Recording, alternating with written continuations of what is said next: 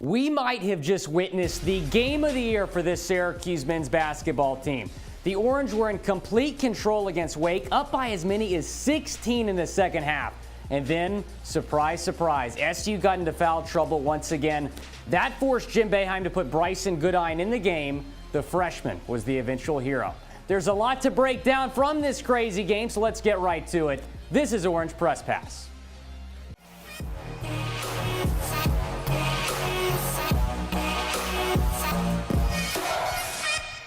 Hello and welcome into Orange Press Pass. I'm Will Scott, joined by Darren Wallace and Patrick Gunn. I just felt like we went to Six Flags and rode a roller coaster. Oh, yeah. Wow. That was crazy With the game that we just witnessed. So why don't we get right to the highlights from this crazy game? Syracuse hosting Wake Forest. Elijah Hughes, the ACC leading scorer, didn't have a great performance against Duke last week. Neither did Buddy Boeheim, but he was on the board here early, Darren. Yeah, he capped off. He was a big part of their 14-0 run in that first half. After that first media timeout, they were down 4-2. He hits a couple threes and got him going offensively. He was 4 of 7 from beyond the arc in the first half. Syracuse extended their lead to 11, but then Jacob Neath hits the 3 for Wake. Hughes up 8 after that triple, and then 3 minutes later, Torrey Johnson connects on a mid-range jumper. Patrick, Wake Forest kept themselves in this game. Yeah, I mean, early in the game, they started 1 from 11 shooting, but then their shots started to fall. They started taking better shots, and they started going inside. On the other end, Quincy Guerrier finishes, and then 90 seconds left in the first half. Elijah Hughes threw a block party. I don't know how we didn't catch the invite to that one, fellas. That's maybe a reason, like, I was fighting for everything, and yeah, I'm glad it didn't happen again like it did.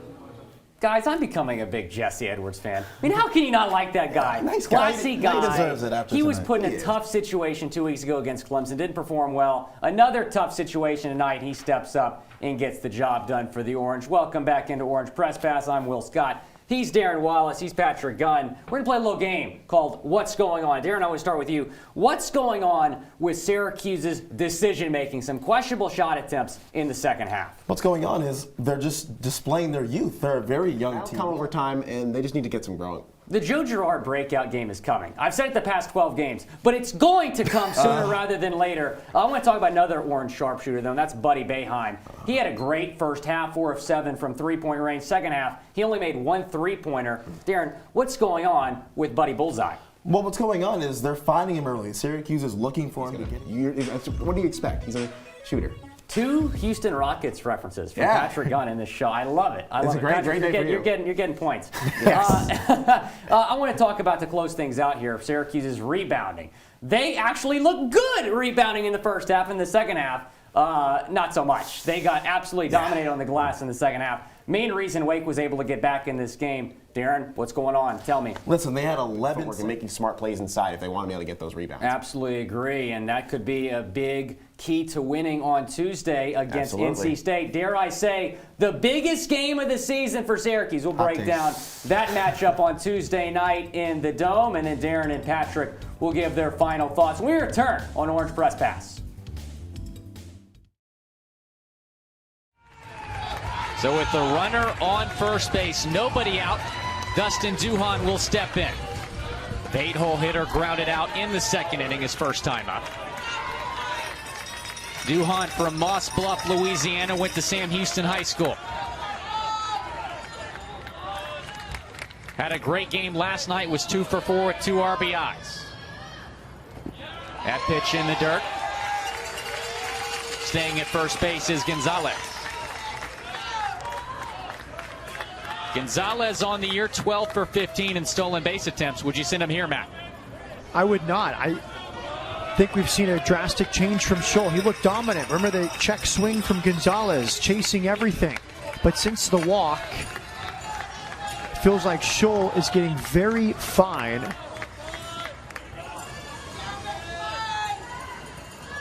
.1-0 delivery. That misses as well. And that's my point. Duhan's in there for his glove, not his bat. He's the 8-hitter. You just walked 1. Now it's 2-0. Has he lost his command? It can turn so quickly. We saw how fast things change with Brad Kincaid. Senior to senior here. Scholl to Duhan, the catcher for this McNeese team. 3-0 count. And now McNeese is doing to UIW what the Cardinal hitters did against Kincaid, making him work. Scholl was cruising, lower 50 pitches into the fifth, and all of a sudden, after some wild check swings from Gonzalez, who looked badly fooled, activity beginning in the UIW bullpen. This is Judge Scholl's 5th start of the season. Last Friday against Southeastern, he went 4 2/3, allowed 3 runs on 7 hits. He's looked much better thus far tonight. But this is not an everyday starter. He's normally coming out of relief. UIW has seen 99 pitches. I think that 89, excuse me, through 5 innings. Excellent patience. Scholl's thrown 58, so a different approach from McNeese, but with Scholl now becoming erratic, I think we'll see McNeese make him find the strike zone now. 3-0.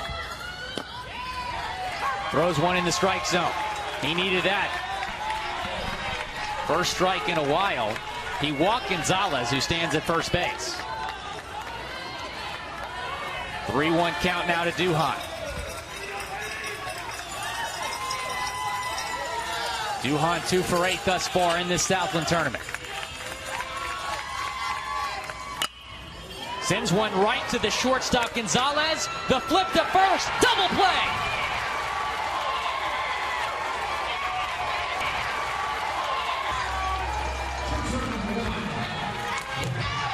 And sometimes that's all you need to settle you down.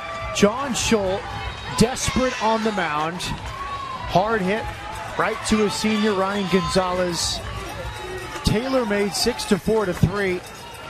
And right when you thought McNeese had the momentum, Scholl bases empty, 2 outs. That'll bring up the 9-hole hitter, Reed Bork. He singled and stole a base his last time. Up in the 3rd inning. Sends one foul to the left side. I think that's why managing a baseball team is a no-win job sometimes. When do you pull your pitcher? When do you hit and run? When do you decide to bunt? When do you let them swing away? It seemed like that was the right move. And it probably was the right move. No bunt. And then a double play happens. 0-1 delivery. Outside. How important do you think that was for Scholl to get that double play ball? Hugely important. He looked on the ropes, honestly. The way he walked Gonzalez, the way he fell behind Dalton, activity in the UIW bullpen. You can feel the Cowboys coming to life in their dugout. 1 ball, 1 strike count as Bork calls time. And that is why you can't beat yourself. You hear every baseball coach say it. Don't beat yourself. Fouls that one off to the left side, 1-2. You attack the zone. You make them beat you. Duhan hit it hard, but right at the shortstop. It's a double play. If you walk Duhan, you might be out of the game. 1 ball, 2 strike count. John Scholl. 4 2/3 innings of 1-run baseball. That one's outside, 2-2.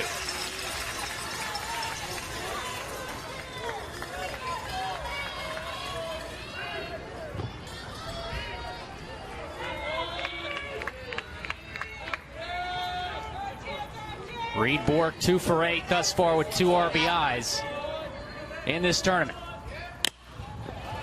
Sends that one into left field. Base hit. Bork rounding first base. He's going to second. That's his 5th double of the season.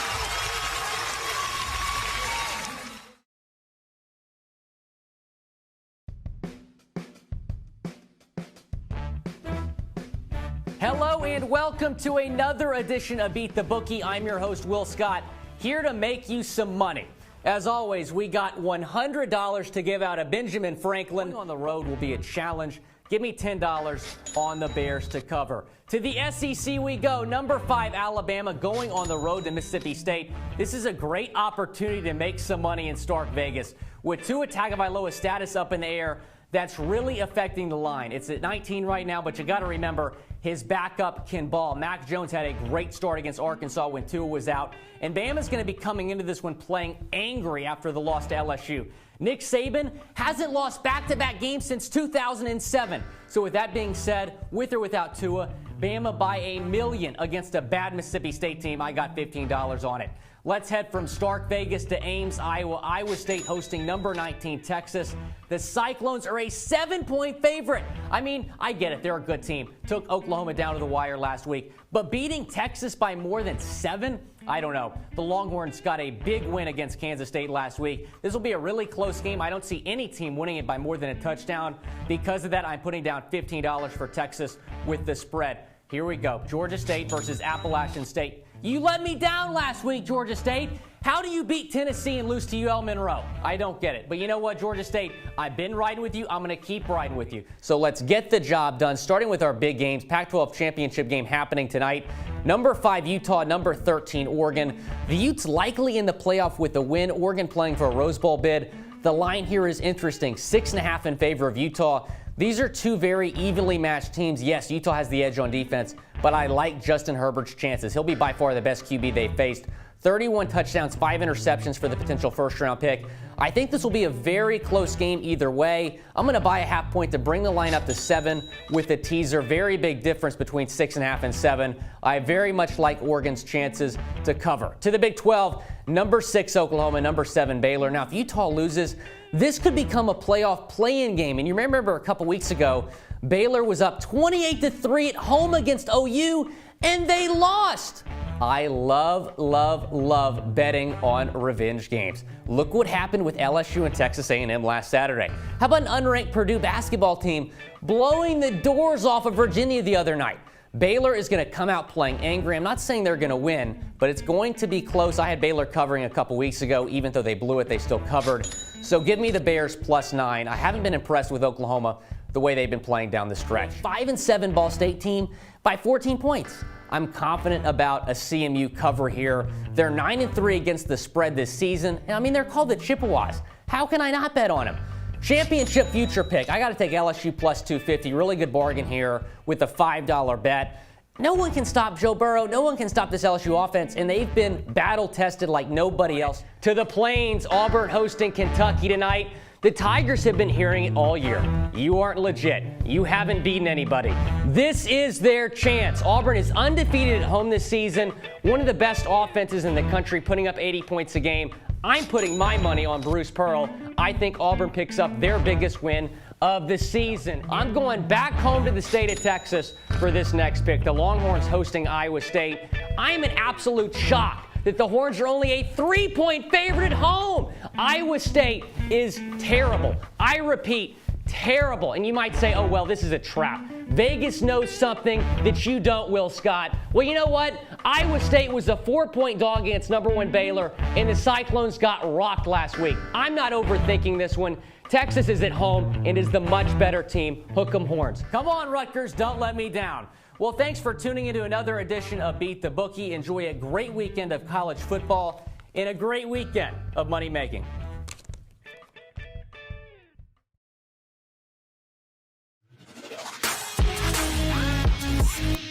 Hello and welcome into No Pulp. I'm Will Scott alongside Noah Sears, and thanks for joining us. And Noah, the Royal Rumble was last night in Houston, and I guess some college basketball players were looking for a last-minute invitation. Let's roll the tape here. We're starting with a team that was in the top 5 less than 2 months ago. Now they're on the bubble. That would be Michigan. Noah, hard to believe they're in this position right now. Did they turn it around and make the NCAA tournament? You know, I love... Plenty of bubble teams in the Big Ten. Let's talk about the Gophers now. In or out, Noah? And you might be a little biased with this one.